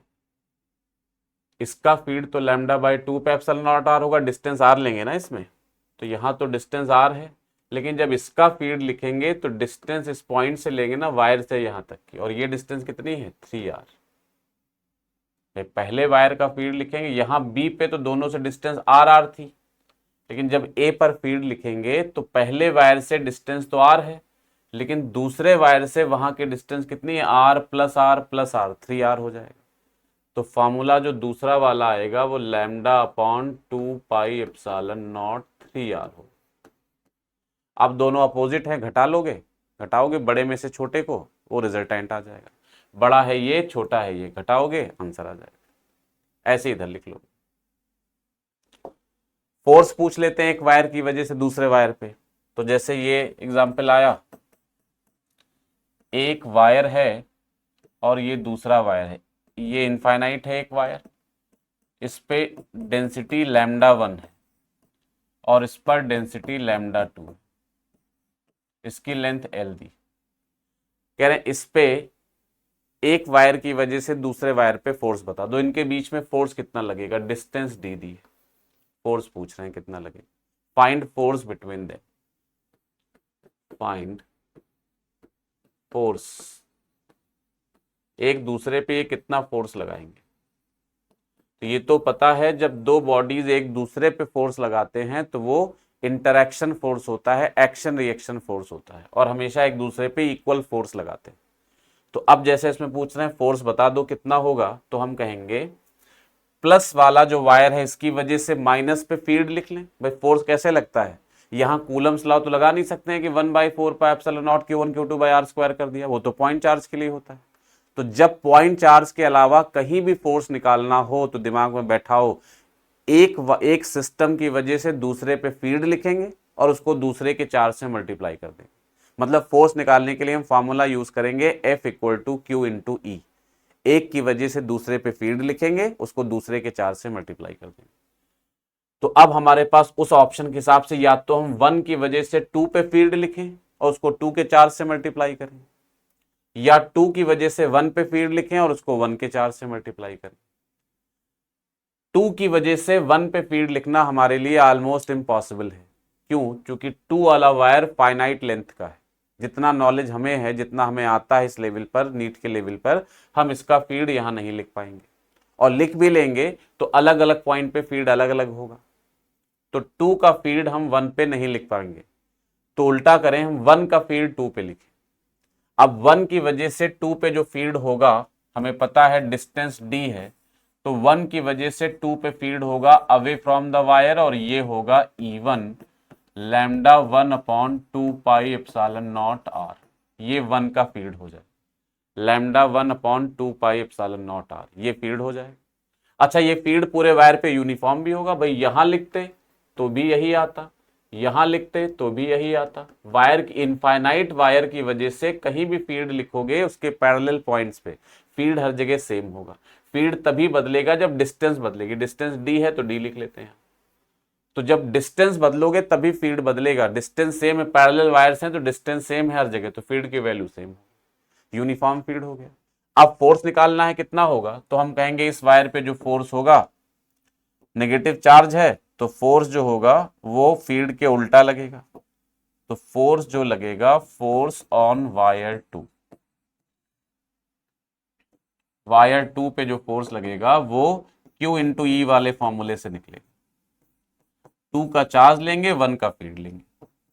2 पे चार्ज कितना होगा, डेंसिटी लैम्डा है, लैम्डा को लेंथ से मल्टीप्लाई करेंगे, ये 4 चार्ज हो गया, और फील्ड हो जाएगा lambda 1/2 pi epsilon not D, ये फील्ड हो गया। मल्टीप्लाई कर लेंगे, फोर्स आ जाएगा, तो ये फोर्स आ गया। अच्छा, अट्रैक्शन होगा कि रिपल्शन होगा, तो वो तो ऐसे ही पता है, 1 प्लस 1 माइनस, तो अट्रैक्शन होगा। तो ये फोर्स लगाएंगे दोनों वायर एक दूसरे पर, lambda 1 lambda 2 L/2 pi epsilon not D. अगर फोर्स पर यूनिट लेंथ पूछेंगे तो L से डिवाइड कर देंगे, है ना। तो ऐसे करके ये चीजें आराम से करी जा सकती हैं, इसको याद कर लो। ये था वायर का फील्ड। अब हम लोग पढ़ेंगे इसमें स्फेयर का फील्ड। स्फेयर पढ़ना है। स्फेयर, स्फेयर में 2 केसेस बनेंगे। एक केस बनेगा जिसमें चार्ज केवल स्फेयर के सरफेस पे होगा। अब इसमें आप लोगों को एक गड़बड़ हो करते हैं कि चार्ज सरफेस पे होगा, और एक में जिसमें पूरे वॉल्यूम पे चार्ज होगा। पूरे वॉल्यूम में जिसमें चार्ज होता है, ऐसा कहीं एनसीईआरटी में डायरेक्ट नहीं दिया, लेकिन इसका एक शॉर्ट एग्जांपल है। इसमें पूरे वॉल्यूम पे चार्ज है, ऐसा नहीं कि एक सॉलिड है, एक हॉलो है, एक कंडक्टिंग है, दूसरा नॉन कंडक्टिंग है। दोनों कैसे भी स्फेयर हो, एक के सरफेस पे चार्ज है और एक के वॉल्यूम पे चार्ज है। इसका फील्ड क्या होगा हमें डिटेल में जानना है, इसका फील्ड क्या होगा हमें डिटेल में जानना है। और ये सबसे इंपॉर्टेंट फॉर्मूले होते हैं इलेक्ट्रिक फील्ड के, आपके सिलेबस में अभी तक नीट में जो सबसे ज्यादा पूछे गए हैं, ये वो फॉर्मूले। एक बार ध्यान से देखते हैं। तो सबसे पहले ये वाला केस देखते हैं। इस वाले केस में चार्ज ऑन द सरफेस, तो केस 1 ले रहे हैं, charge on the surface, surface पे चार्ज है, तो केस 1 ले रहे हैं, चार्ज ऑन द सरफेस। अब इसमें आप लोग ऐसे, कई बार कुछ लोगों का तरीका क्या होता है, उन्होंने किताबों से पढ़ा है या जैसे भी पढ़ा है मुझे नहीं पता, उनको ये पता होता है चार्ज ऑन द सरफेस की बजाय वो इसको याद करते हैं electric field due to conducting sphere. तो ऐसा नहीं कि वो कंडक्टिंग स्फेयर का फील्ड होता है, चार्ज सरफेस पे हो, अगर वो कंडक्टर है, कल भी बताया था ये बात आपको, तो चार्ज आपकी मर्जी से नहीं चलेगा। वो सॉलिड हो, हॉलो हो, कुछ भी हो, अगर वो कंडक्टर है तो आप चाहो या ना चाहो, चार्ज अल्टीमेटली सरफेस पर ही रहेगा, वो आ ही जाएगा सरफेस पर, आप चाहो या ना चाहो, चार्ज सरफेस पर ही होगा। लेकिन अगर वो नॉन कंडक्टर है, इंसुलेटर है, तो आपकी मर्जी के हिसाब से चार्ज आएगा। अगर चार्ज आप सरफेस पे दोगे तो सरफेस पे रहेगा, सॉलिड मान लो स्फेयर, और अगर पूरे वॉल्यूम में दोगे तो पूरे वॉल्यूम पे रहेगा। तो चार्ज सरफेस पे होने का मतलब, जैसे हम कहते हैं एक स्फेयर के सरफेस पे चार्ज है, क्या गारंटीड है कि वो कंडक्टर होगा? तो आंसर होगा नहीं। वो कंडक्टर हो भी सकता है, वो इंसुलेटर भी हो सकता है। इंसुलेटर में हम अपनी मर्जी से सरफेस पे चार्ज दे रहे हैं तो इसलिए सरफेस पे होगा, और कंडक्टर में हम चाहे ना चाहे चार्ज सरफेस पर ही रहेगा। इसलिए ऐसे फॉर्मूले ना याद करना कि electric field due to conducting sphere. हम ऐसे दे दें आपको एक नॉन कंडक्टिंग स्फेयर सरफेस पे चार्ज है, तो भी फॉर्मूला वही लगेगा जो हम पढ़ने जा रहे हैं। हम क्या कहना चाह रहे हैं, मेरी बात समझ में आ गई? तो ऐसे मत याद करना कंडक्टिंग स्फेयर का फॉर्मूला, ऐसे याद करो सरफेस पे चार्ज है। हमसे नहीं मतलब स्फेयर कैसा है, कंडक्टिंग होगा तो चार्ज सरफेस पे रहेगा ही रहेगा, और नॉन कंडक्टिंग होगा तो सरफेस पे दिया गया होगा चार्ज, इसलिए सरफेस पर है। तो चार्ज ऑन द सरफेस। अब अगर सरफेस पे चार्ज है, सॉरी, अगर सरफेस पे चार्ज है, चार्ज अगर कंडक्टर के सरफेस पे है, इसका रेडियस r है। अब ये हॉलो हो, सॉलिड हो, हमसे फर्क नहीं पड़ता। ये हॉलो स्फेयर है, सॉलिड स्फेयर है, मेटल का बना है, इंसुलेटर है, कंडक्टिंग है, नॉन कंडक्टिंग है, कोई मतलब नहीं। हमें बस एक चीज से मतलब है, चार्ज कहां है, और चार्ज आपसे बता दिया गया सरफेस पर है। तो चार्ज अगर सरफेस पर है, चार्ज अगर सरफेस पर है, और डेंसिटी इसमें टोटल चार्ज क्यू मान लेते हैं, डेंसिटी सिग्मा मान लेते हैं। तो total charge Q, density sigma. Sigma होता है total charge upon total area, तो 4 पाई r स्क्वायर इसका एरिया होगा। सिग्मा और क्यू में ये रिलेशन होगा। इस रिलेशन की मदद से हम कोई भी फॉर्मूला क्यू से हटाकर सिग्मा में कन्वर्ट कर सकते हैं। मान लो फॉर्मूला हमें क्यू में याद है, क्यू हटाना है, सिग्मा लाना है, क्यू की जगह क्या रख देंगे, सिग्मा इंटू 4πr², कन्वर्ट हो जाएगा। अब क्या फील्ड होगा देखो, तो इसमें स्फेयर का फील्ड दो तरह से बटा होता है। इसके बाउंड्री यानी सरफेस के अंदर अलग पैटर्न होता है फील्ड का, और सरफेस से बाहर अलग पैटर्न होता है ना। तो हमें सरफेस के अंदर वाला अलग लेना है केस, और सरफेस से बाहर वाला अलग लेना है। तो इसको ध्यान से समझो, ध्यान से याद करो। केस 1 ले रहे हैं हम लोग, case 1, inside the sphere, sphere के अंदर क्या फील्ड होगा, इनसाइड द स्फेयर, स्फेयर के अंदर कितना इलेक्ट्रिक फील्ड होगा, स्फेयर के अंदर कितना फील्ड होगा, वो केस 1 में ले रहे हैं।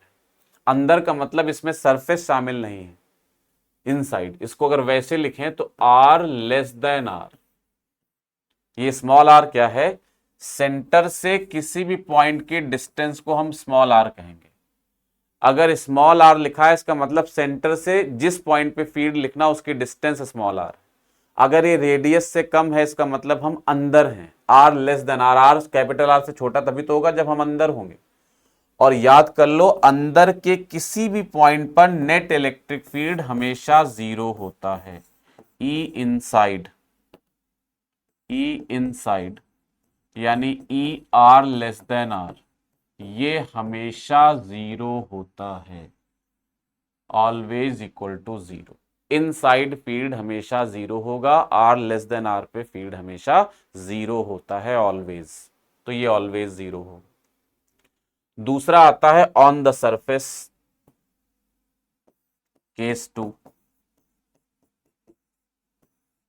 आउटसाइड, आउटसाइड लिख लेते हैं, आउटसाइड।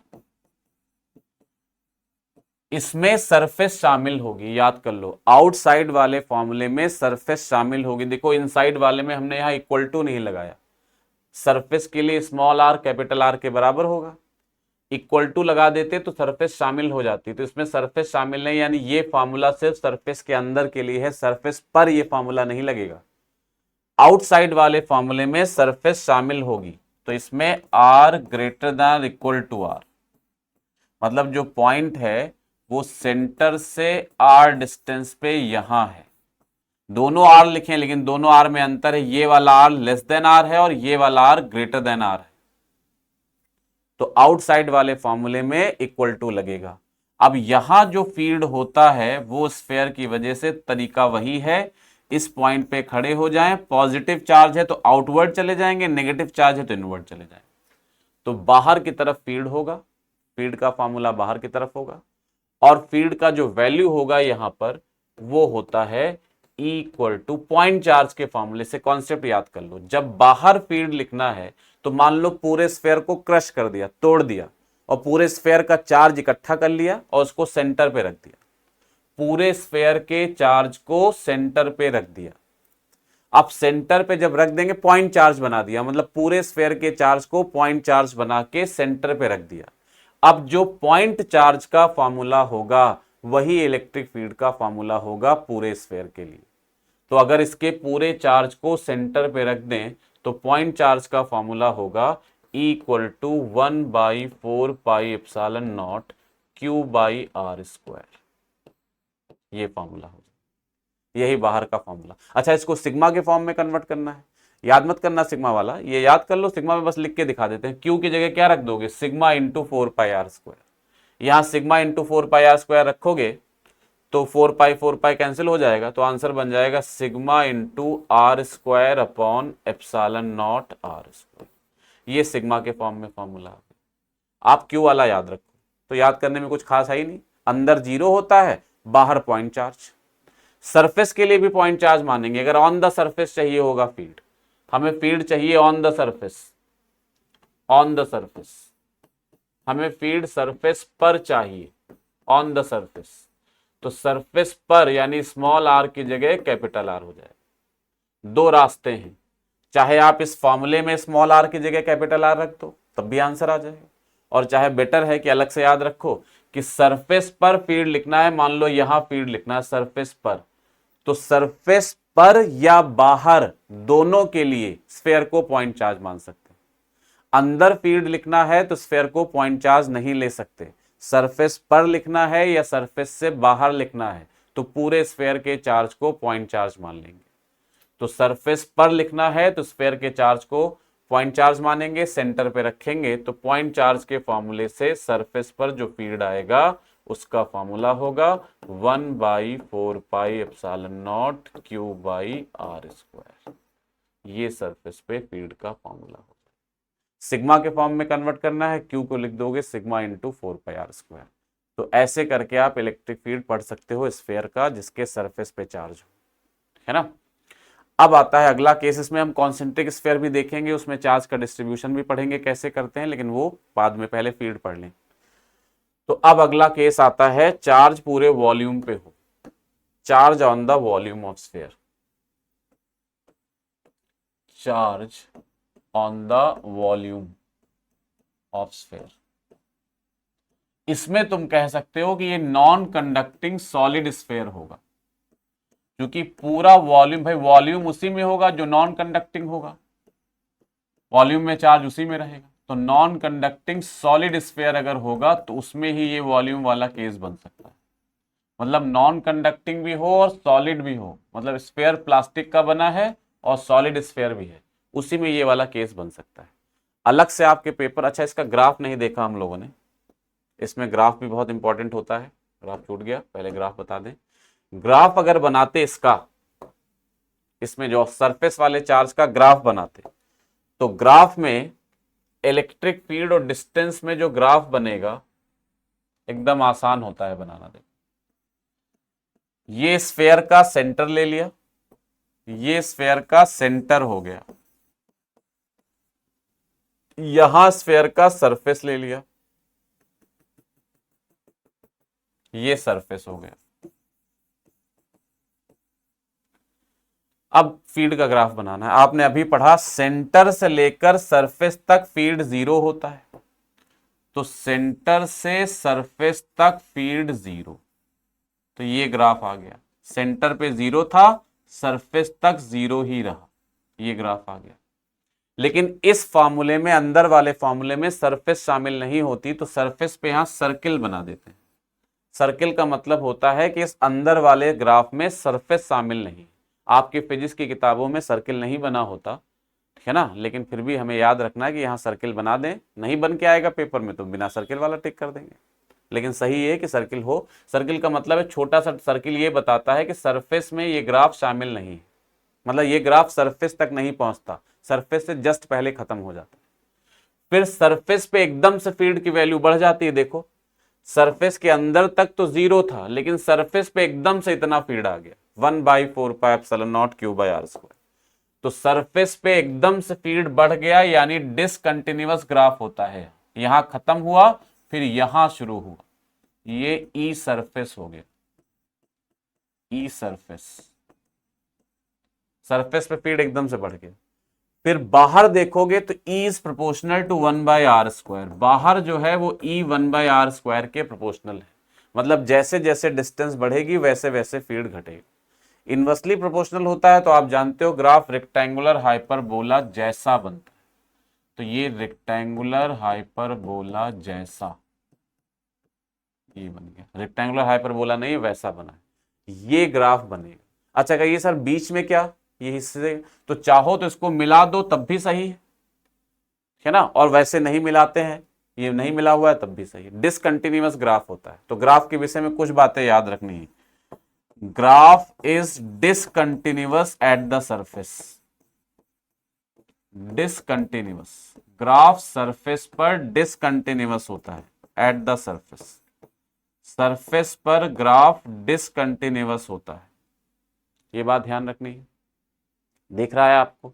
दूसरा, ऐसे क्वेश्चन बहुत बार आपके पेपर में आए हैं कि फील्ड कैसे बदलता है, तो आपको साफ साफ दिख रहा है। सेंटर से चलना शुरू करो, टहलो पूरे ग्राफ पे और टहल के बता दो फील्ड कैसा है। यहां से चलना शुरू करो, सेंटर से सरफेस तक कितना रहा, 0। फिर सरफेस पे एकदम से क्या हो गया, मैक्सिमम, यानी पूरे स्फेयर का फील्ड मैक्सिमम कहां पर होता है, सरफेस पे। सेंटर से चले, सरफेस तक फील्ड 0 रहा, लेकिन जैसे ही सरफेस पर पहुंचे फील्ड मैक्सिमम हो गया। और फिर बाहर की तरफ गए तो जैसे जैसे बाहर जाते गए फील्ड कम होता गया। ग्राफ की ऊंचाई फील्ड बता रही है, ऊंचाई कम हो रही मतलब फील्ड कम होता जा रहा है। तो जैसे जैसे बाहर गए फील्ड कम होता गया और कम होते होते इन्फिनिटी पे जाके जीरो हो जाए। तो जैसे पूछें फील्ड कैसे वेरी करता है तो तुम कहोगे सेंटर से सरफेस तक जीरो, सरफेस पे एकदम से मैक्सिमम, और सरफेस के बाहर जाएंगे तो फील्ड कम होना शुरू हो जाएगा। तो मैक्सिमम फील्ड कहां पर दिख रहा है? सरफेस पर। ये ग्राफ बन जाएगा इसका। अगर इसके पूरे वॉल्यूम पे फील्ड चार्ज होगा स्फेयर के, तो अगर स्फेयर के पूरे वॉल्यूम पर चार्ज है, स्फेयर के पूरे वॉल्यूम पर चार्ज है, इस तरह से स्फेयर का पूरा वॉल्यूम चार्ज है, रेडियस आर है, सॉलिड स्फेयर होगा, नॉन कंडक्टिंग होगा, तभी चार्ज पूरे वॉल्यूम पे रहेगा। तो चार्ज पूरे वॉल्यूम पर है इस तरह से, पूरे वॉल्यूम पर चार्ज है, रेडियस आर है, सेंटर ये ओ है।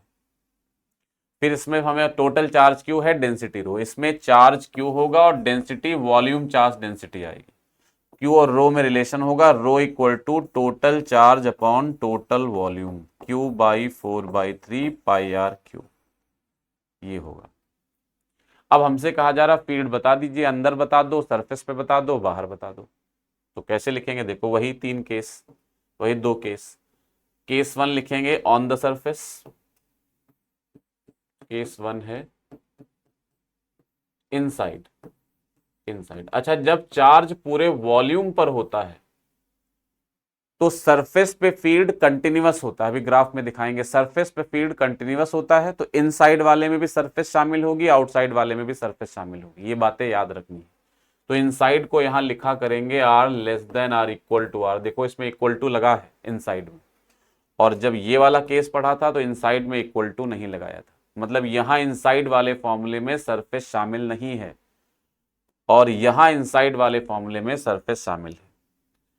सेंटर से आर डिस्टेंस पे यहां कोई पॉइंट है और इस पॉइंट पर फील्ड लिखना है। याद कर लेना है आपको फील्ड का फॉर्मूला, इसमें दोनों फॉर्म में लिखे दे रहे हैं। ई इनसाइड, इसका फॉर्मूला होता है 1/4 pi epsilon naught q into small r upon are cube, ऐसे भी होगा। और इसको rho r upon 3 epsilon naught भी लिख सकते हैं, rho r upon 3 epsilon naught. जैसे कहिए सर रो वाला फॉर्मूला, और यहां याद कर लो ये, क्योंकि यहां दोनों इक्वली इंपॉर्टेंट है, दोनों का यूज एक जैसा होता है। रो कैसे आएगा? तो क्यू की जगह रख दोगे rho into 4/3 pi are cube. तो जब क्यू की जगह rho into 4/3 pi are cube रखोगे यही आ जाएगा, ये फॉर्मूला हो जाएगा। यहां से पता चल रहा है कि जो ई इनसाइड होता है वो डायरेक्टली प्रोपोर्शनल टू आर होता है। जब दो चीजें आपस में डायरेक्टली प्रोपोर्शनल हो तो हम कहते हैं वहां लीनियर वेरिएशन होता है, यानी ऐसे लिख सकते हैं, सारी लैंग्वेज यूज होती है पेपर में। E inside varies linearly with the distance, varies linearly with the distance, distance के साथ ई इनसाइड लीनियरली वेरी करता है, varies linearly with the distance, ये inside proportional to r. Outside वाला केस देखें, आउटसाइड, तो आउटसाइड के लिए केस 2 हो जाएगा, ये केस 2 आउटसाइड। आउटसाइड में r greater than r equal to r होगा, r greater than r equal to r. इसमें देखो इक्वल टू दोनों में लगा है, इसमें भी लगा है, इसमें भी लगा है। आर इक्वल टू आर का मतलब क्या होता है? सरफेस। तो इसमें इनसाइड में भी सरफेस शामिल है और आउटसाइड में भी सरफेस शामिल है, दोनों में सरफेस शामिल है। अब आउटसाइड फील्ड लिखना है, कितना होगा? तो आउटसाइड के लिए बताया था, ये याद कर लो। आउटसाइड के लिए चाहे स्फेयर के सरफेस पे चार्ज हो या पूरे वॉल्यूम पर, बाहर अगर फील्ड लिखना है कहीं भी तो उसके लिए पूरे स्फेयर के चार्ज को हम पॉइंट चार्ज मान लेते हैं। ये कोई भी स्फेयर हो, ये जनरल स्टेटमेंट है, पूरी बात सुन लो। स्फेयर के सरफेस पे चार्ज हो या वॉल्यूम पे चार्ज हो, फील्ड बाहर लिखना हो या सरफेस पे लिखना हो, अंदर ना हो, सरफेस पर या बाहर, चाहे फील्ड लिखना हो चाहे पोटेंशियल लिखना हो, पूरे स्फेयर के चार्ज को पॉइंट चार्ज मान के सेंटर पे रखेंगे। जो पॉइंट चार्ज का फॉर्मूला होगा वही स्फेयर के फील्ड और पोटेंशियल का फॉर्मूला हो जाएगा। लेकिन ऐसा केवल कब कर सकते हैं, जब फील्ड सरफेस पर लिखना है या सरफेस के बाहर लिखना है। अंदर लिखना है तो पॉइंट चार्ज वाला रूल नहीं चलेगा। अब यहां आउटसाइड पॉइंट चार्ज मानेंगे तो स्फेयर के चार्ज को पॉइंट चार्ज मानो, सेंटर पे रखो, पॉइंट चार्ज से डिस्टेंस आर है, फील्ड निकल आएगा। क्या आ जाएगा आउटसाइड वाला, 1/4πε0 पॉइंट चार्ज के फॉर्मूले से लिखेंगे Q/r²। और आउटसाइड वाला फील्ड आपको दिख रहा है कि ये proportional to 1/r², proportional to 1/r²। ये आ जाएगा फील्ड आउटसाइड वाला। सरफेस पे लिखना है ऑन द सरफेस, तो अगर ऑन द सरफेस लिखना है फील्ड आपको ऑन द सरफेस, तो दो तरह से लिख सकते हो, चाहे इन तीन तरह से लिख सकते हो। चाहे इसमें सरफेस इसमें भी शामिल है, इसमें भी शामिल है, तो चाहे इसमें small r equal to capital R रख दो, जहां स्मॉल आर है वहां कैपिटल आर कर दो, चाहे इसमें small r equal to capital R कर दो, और चाहे अलग से लिख लो। तो अलग से लिखना बेटर रहेगा। क्या करेंगे, सरफेस पे फील्ड लिखना है, हम समझ लो यहां लिखना है, तो हम पूरे स्फेयर के चार्ज को पॉइंट चार्ज मान के सेंटर पे रख देंगे। अब सेंटर से यहाँ की डिस्टेंस रेडियस के बराबर है, पॉइंट चार्ज के फॉर्मूले से फील्ड लिख देंगे ई सरफेस, और ई सरफेस हो जाएगा यहां से 1/4πε0 Q/r²। ये सरफेस पे फील्ड का फॉर्मूला हो, है ना। इनको रो के फॉर्म में कन्वर्ट करना है तो Q की जगह लिख दोगे रो इंटू 4/3πr³, ये आ जाए। ग्राफ बनाने से पहले इनका वेक्टर फॉर्म, ये ग्राफ बनाने पहले इसके बाद इनका वेक्टर फॉर्म देखते हैं। ग्राफ बनाए या वेक्टर फॉर्म पहले लिख दें, इन वेक्टर फॉर्म, अंदर वाले फॉर्मूले बाहर वाले फॉर्मूले सारे वेक्टर फॉर्म में चाहिए हमें, वेक्टर फॉर्म। तो वेक्टर फॉर्म में फॉर्मूला लिखने के लिए, जैसे ये स्फेयर था, इसके सरफेस इसके पूरे वॉल्यूम पे चार्ज था, हमें अंदर बाहर सबका वेक्टर फॉर्म चाहिए।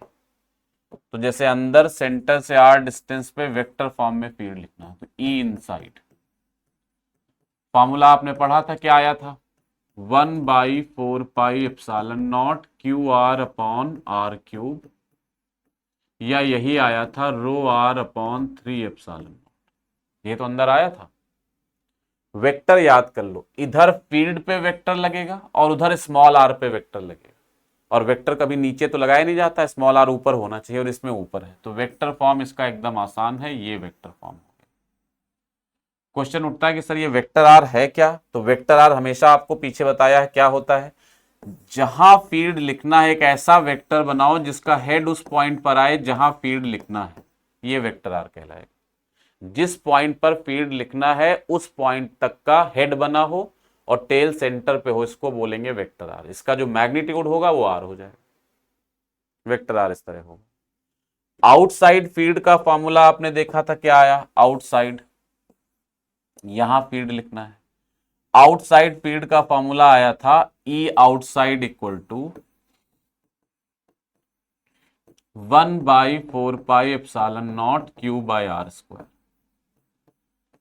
अब इसको अगर वेक्टर फॉर्म में लिखना है तो ई वेक्टर आउटसाइड, इधर तो ई पे वेक्टर लगेगा, उधर वेक्टर स्मॉल आर पे लगता है, याद रखना, डिस्टेंस पे वेक्टर लगता है, कैपिटल आर रेडियस है, उस पे वेक्टर नहीं लगेगा, स्मॉल आर पे।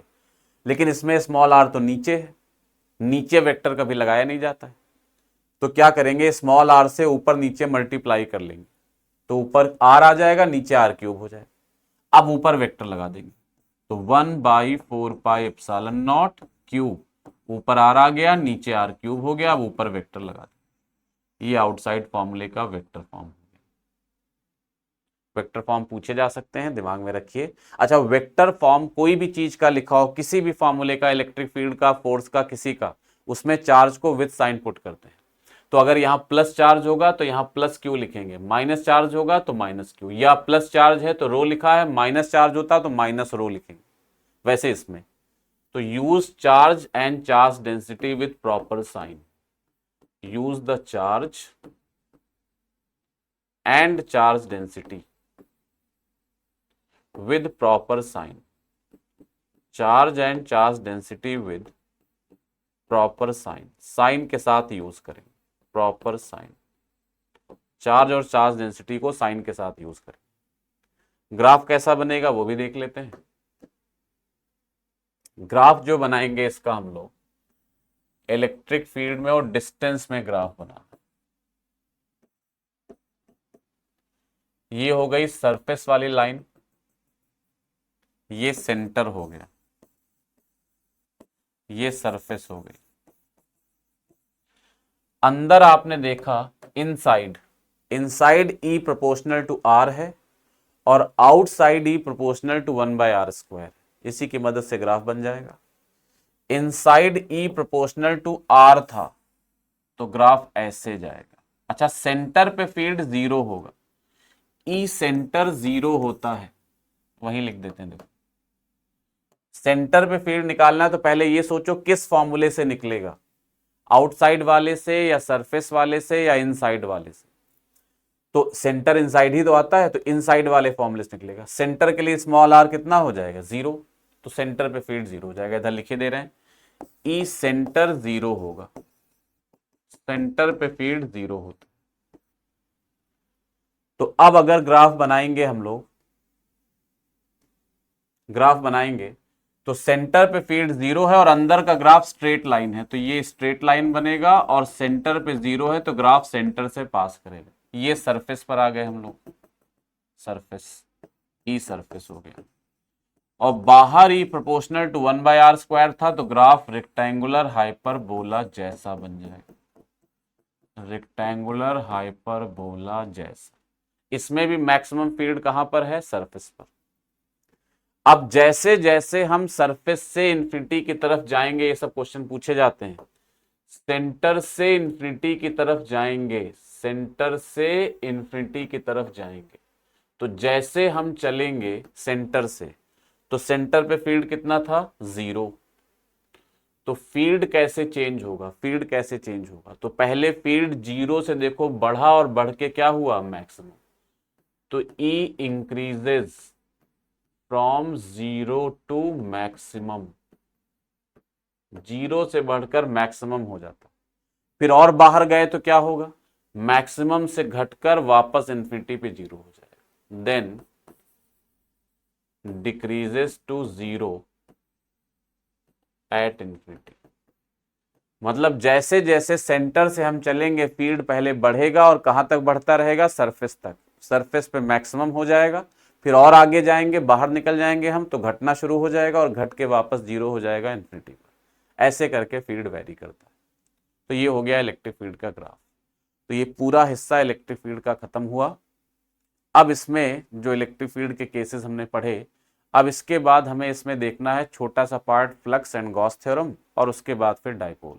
तो थर्ड लेक्चर में ये कवर हो जाएगा। अब ऐसा ना सोचिएगा कि ऐसे करके हर टॉपिक में इतना टाइम लगेगा। जो वेक्टर की बातें हैं, जो और छोटे छोटे कॉन्सेप्ट हैं, वही सब मैग्नेटिक फील्ड में और आगे रिपीट होकर आएंगे, तो वो जल्दी जल्दी कवर हो जाएंगे। हम कोशिश करेंगे कि लगभग आपका मेजर पार्ट ऑफ सिलेबस आपके एग्जाम से पहले रिवाइज करा दें अच्छी तरह से, तो वो रिवाइज हो जाएगा। बाकी फिर हम लोग नेक्स्ट वीडियो में मिलते हैं, ठीक है ना। तो इसको बढ़िया से रिवाइज करिए, नेक्स्ट वीडियो में मिलते हैं।